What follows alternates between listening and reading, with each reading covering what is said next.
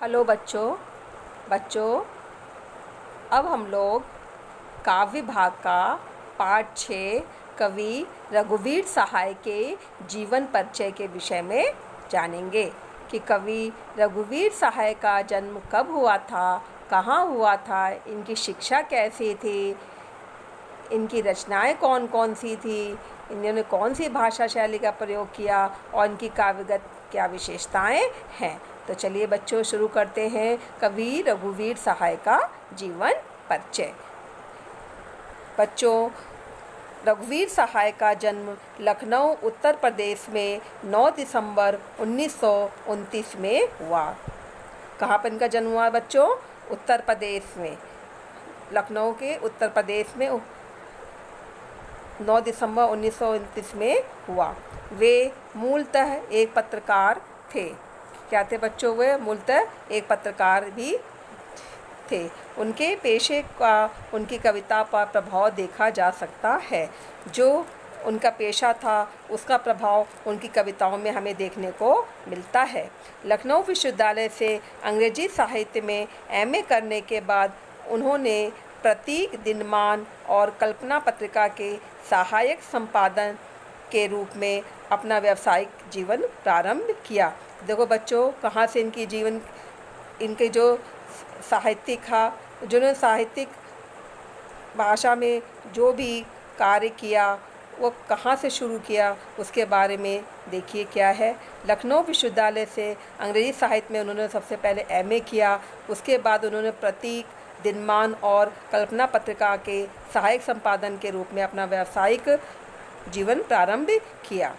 वे आकाशवाणी के हिंदी समाचार संपादक भी रहे। इतना ही नहीं, वे आकाशवाणी के हिंदी समाचार संपादक भी रहे तथा हैदराबाद से प्रकाशित होने वाली पत्रिका कल्पना का भी संपादन इन्होंने किया। रघुवीर सहाय दिनमान साप्ताहिक पत्रिका के संपादक भी रहे। कई जगह इन्होंने संपादक का कार्य किया। मतलब रघुवीर सहाय दिनमान साप्ताहिक पत्रिका के भी संपादक रहे। रघुवीर सहाय का निधन वर्ष 1990 में हो गया। 1990 में बच्चों इनकी मृत्यु हो गई। चलिए बच्चों, जानेंगे इनकी कौन कौन सी रचनाएं हैं और रचनाएं व कृतियाँ हैं। रचनाएं व कृतियाँ बच्चों इस प्रकार है।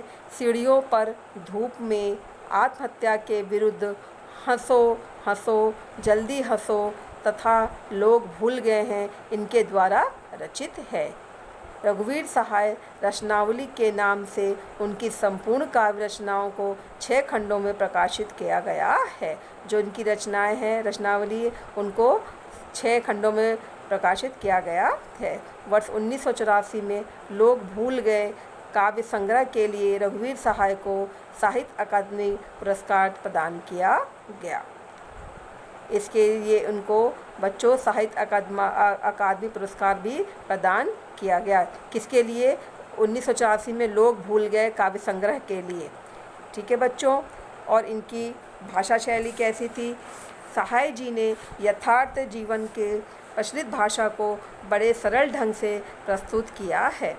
मतलब जो अपनी कविता में रचते थे, कविता को लिखते थे, उसमें उन्होंने यथार्थ जीवन के बारे में बताया है। उसमें बड़े ही सरल ढंग से प्रस्तुत किया है।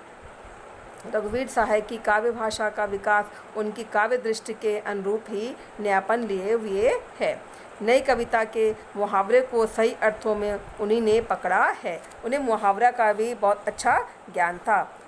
उनकी भाषा सटीक, 2 टुक तथा विवरणात्मक है। क्या विशेषता है उनकी भाषा की बच्चों? भाषा कैसी उनकी? सटीक है, 2 टुक तथा विवरणात्मक है। अनावश्यक शब्दों की जगह सीधी तथा सपाट भाषा का प्रयोग वे अपनी कविताओं में करते हैं। वे स्पष्ट भाषा का प्रयोग अपनी रचनाओं में करते हैं।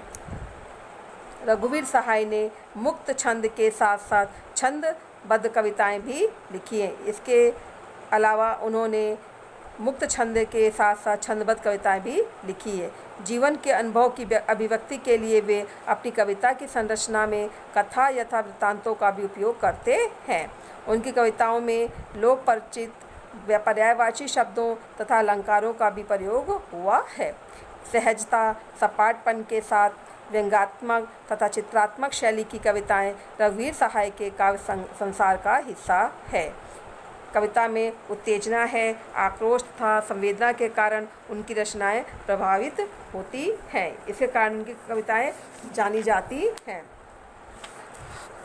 इतना ही नहीं, रघुवीर सहाय की कविताओं को अज्ञे द्वारा संपादित दूसरा सप्तक में भी जगह मिली। उनके काव्य संसार में जीवन के यथार्थ अनुभवों की महत्वपूर्ण रचनात्मक अभिव्यक्ति भी मिलती है।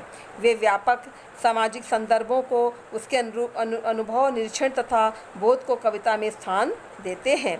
रघुवीर सहाय ने मानवीय पीड़ा की विभिन्न प्रवृत्तियों को उभारना अपना काव्य दायित्व माना है। उनकी कविता भयाक्रांत अनुभव की आवेग रहित अभिव्यक्ति है। रघुवीर सहाय ने अपनी काव्य रचनाओं में अपनी पत्रकार दृष्टि का सृजनात्मक उपयोग भी किया है।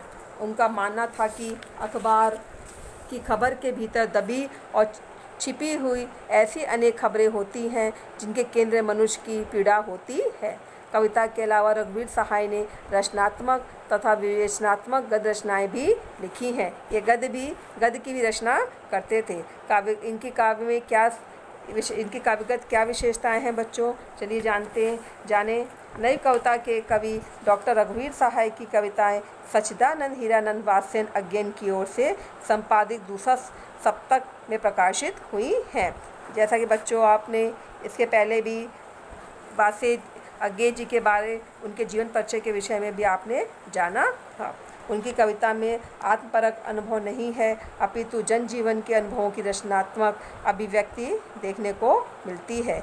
वे व्यापक सामाजिक संदर्भों की परख करते हैं, अनुभव और बोध को कविता में अभिव्यक्त करते हैं। उनका मानना है कि अखबार की खबर के पीछे दबी अनेक खबरें होती हैं, उनमें मानवीय पीड़ा छिपी रहती है।